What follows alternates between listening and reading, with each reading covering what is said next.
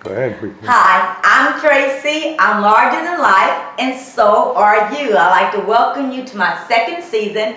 And first of all, I'd like to thank Tammy T. Bell Davis from New Jersey. She is a great fan of mine and a poet herself, and she sent me this beautiful bag. I don't know if you can see it, but it says Poetic Designs, Poetic Creations for Every Occasion. Now, this lady just does not design bags. She designs personal pillows. She makes cakes, cupcakes. She does it all. Personal poems.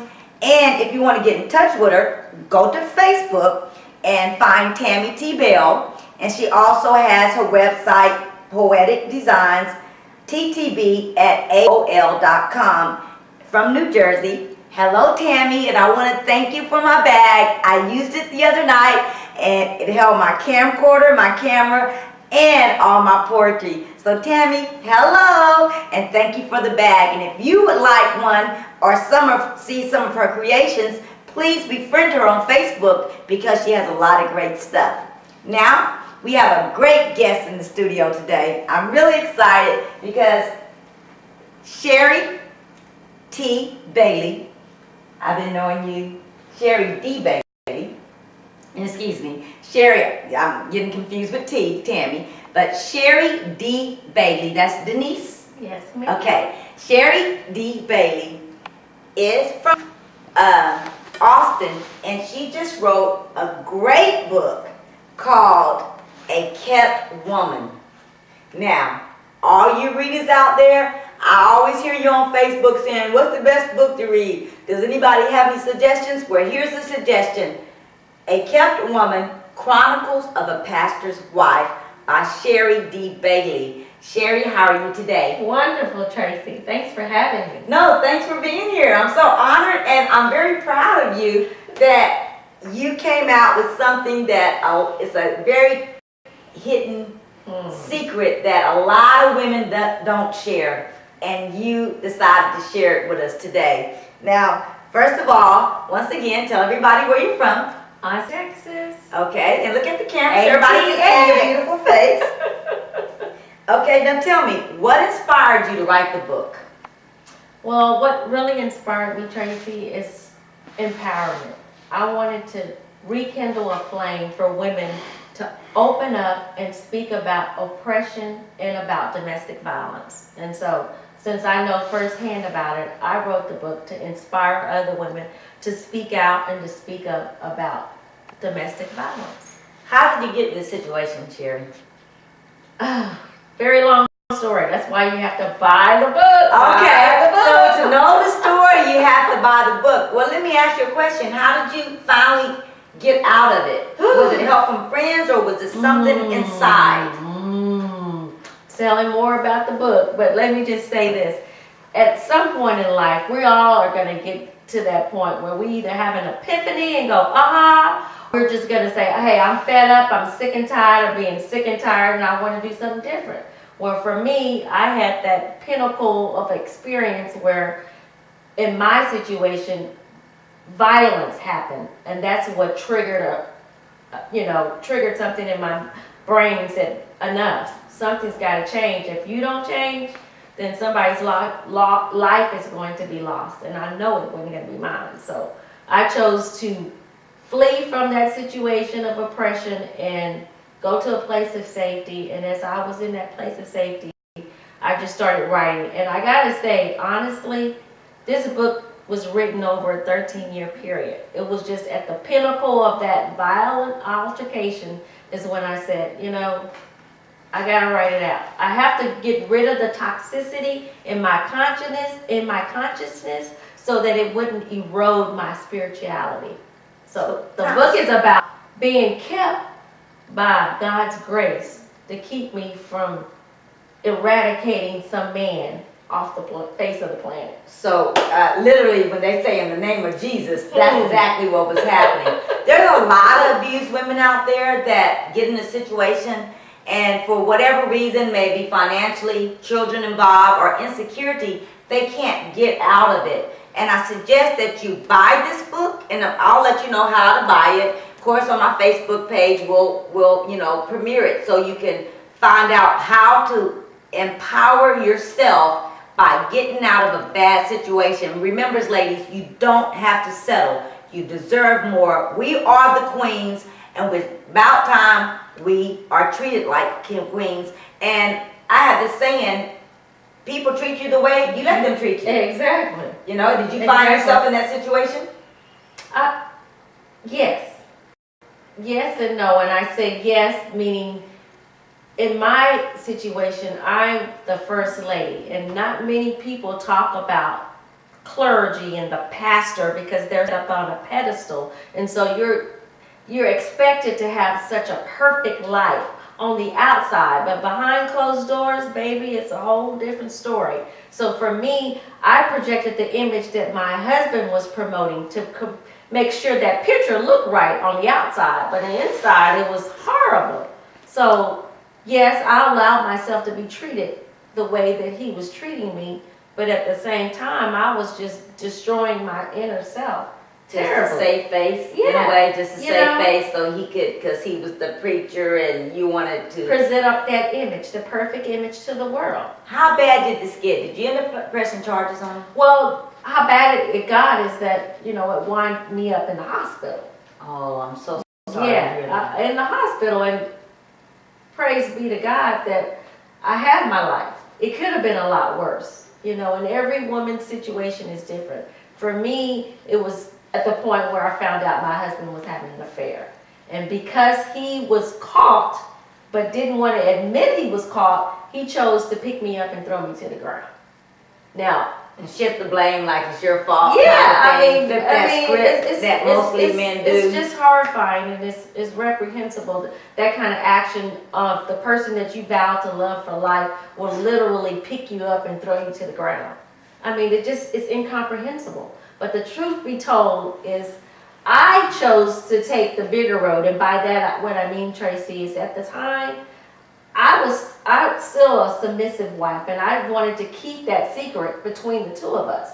But because he forced my hand by pretending like nothing happened, I could no longer just keep silent. Kept woman is a pivotal word, being kept, because I kept my mouth closed too long until the point where I was ready to blow. And so what I'm saying is, when I got to that point, we're like, oh, forget it. To hell with it. I have to let somebody know I am suffering in silence. And when I did that, what happened was forced out of the pastorate because he lied to the deacons and said he never touched me, blah, blah, blah. All of this is in my book, but the tragedy in the story is that my pastor husband slandered my name from the pulpit and told the congregants that I was a slut, a whore, a liar, a cheater. And he the script. He was the one that was the devious one all along. And it's just so horrific. I hate to say it, it is full of toxicity, but the truth is the truth. And I try to flip the script and bring a positive note. That's why I can say about this book. In each chapter, I put in there a lesson learned, because I don't want my life to be the blueprint for any pastor's wife, or for any woman for that matter, but to learn from my mess ups and know that my mess ups God can create a masterpiece out of some mess if you just give it to him. Turn it over and give it to him. And in my case, I had to suffer domestic violence until I could get out of that abusive situation. But I won, because in the end, we all win if you connect it to the source. And the ironic thing is, we kind of grew up together in the same, church, the same schools and everything, and no one ever knew. You hit it so well. But I'm so glad that you wrote this book, because I think you're going to be an inspiration. How hard was it to write the book? Did you was it kind of a therapy for you, or was like every chapter just gripping that you had to relive every moment? Because as a writer, I know when you relive something, it gets very emotional. Absolutely. And I wrote this book. We got married in '96. I started writing when we first got married. So this book, when it says, the subtitle is Chronicles of a Pastor's Wife. The chronicles our life from the day we got married up until the end of the marriage. And the marriage was actually 13 years, but we were together 16 years. So it starts out like a bed of roses, but it ends in a bushel of thorns. But it's the truth. It's a turbulent truth, and it's uncensored, baby. I gotta tell you that. It is uncensored, but it's not uncensored, so censored to the point that you can't allow a young person to read it. You know, I'm very conscious of my audience, but what I'm saying here is that it is very difficult to write when you're in the situation, but it was therapy for me, because when you're writing what's actually happening to you, your body goes through physiological changes as well as psychological changes, and so you can't help but feel what you're writing. And that's why I wanted the book to look like how I felt when I was going through it. So I hope when readers read this, they will put themselves in my shoes and say, dang, Sherry, you went through that? And of course I better put a disclaimer on there and just say, you know, all the characters in the book are Sims, meaning I don't use real names because it's nonfiction, but it is a true story, but to protect the guilty. Okay, yeah, that's how I feel. Okay. I'm Protecting the guilty, not the protect the innocent. innocent, because no one's innocent. I like that I learned this concept. from therapy, that I we're like all, that you know, there's concept. nobody to blame, but we're all responsible. We're all responsible. Yes. How can people get in contact with you, and how can they get the book? Okay, you can This go is talk to them the and tell them how to get ex-libris it. on the this is the book, but the to get the book, you have to go to the Ex-Libris website, and I'm going to spell the word for you. X, meaning as in X-ray, Libris is X-L-I-B as in boy, R as in Roy, I-S. X-L-I-B-R-I-S.com. And then just tab over to bookstore and type in words A Kept Woman, and my book will pop up. You want to get this copy. This is how to get the copy. It's also on Barnes & Nobles. It's also on Amazon.com, but I encourage you to go to the Ex-Libris website and purchase the book. It's $19.99. My name is Sherry D. Bailey. You can also email me at SherryB, that's B as in boy, 395@gmail.com. What about Facebooking you? Can Yes, they thank friend you, on Tracy. Facebook? Yes, I'm on Facebook. Thank Yes. you. And if you can't find her, you know, and you're like, Tracy, I'm looking for that girl you interviewed, Sherry D. Bailey, can you know, befriend her. Befriend her, because I'm sure she's not the only one, and including me, that has been through some sort of abuse where you feel like there's no way out, but we are the masters of our own destiny. Only we can get out of it. Now, Sherry, on my show, and if you've seen it, I do what I do, and since you're an author, I would like you to read an insert. Did I say that right? An excerpt. An excerpt. See, can't even talk. You're good. An excerpt out of the book. Keep it short and friendly. Well, I don't know about friendly, but keep it short. I'm going to walk away, and we're going to focus on you. And I'll be right back. All right. This is Sherry D. Bailey with A Kept Woman.